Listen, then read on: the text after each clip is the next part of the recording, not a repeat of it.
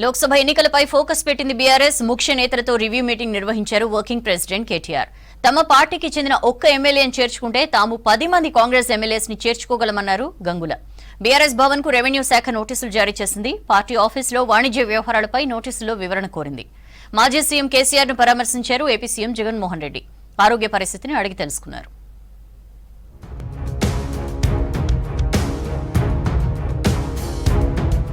మాజీ సీఎం కేసీఆర్ ను పరామర్శించారు ఏపీ సీఎం జగన్. ఆరోగ్య వివరాలను అడిగి తెలుసుకున్నారు.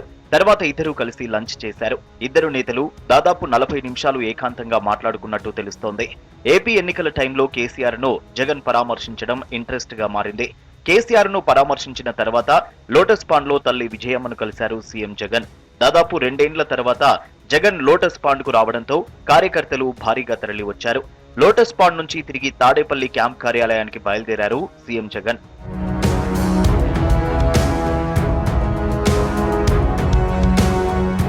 లోక్సభ ఎన్నికలపై ఫోకస్ పెట్టిన బీఆర్ఎస్ ఎంపీ నియోజకవర్గాల వారీగా సమీక్ష సమావేశాలు నిర్వహిస్తోంది. బీఆర్ఎస్ లోక్సభ ఎన్నికల సన్నాహక సమావేశాల్లో భాగంగా కరీంనగర్ లోక్సభ సమావేశం ఏర్పాటు చేసింది. పార్టీ అధినేత కేసీఆర్ ఆదేశాలతో వర్కింగ్ ప్రెసిడెంట్ కేటీఆర్, ముఖ్య నేతలు రివ్యూ మీటింగ్ నిర్వహించారు.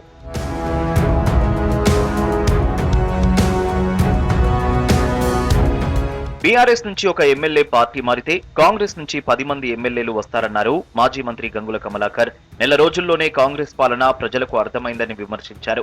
కేసీఆర్ తెలంగాణ సీఎంగా లేనందుకు ప్రజలు బాధపడుతున్నారని తెలిపారు. కాంగ్రెస్ ఇచ్చిన హామీలు అమలు చేయాలని డిమాండ్ చేశారు.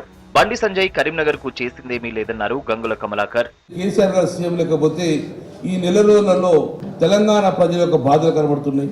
రైతు బంధు ఇంతవరకు పల్లె.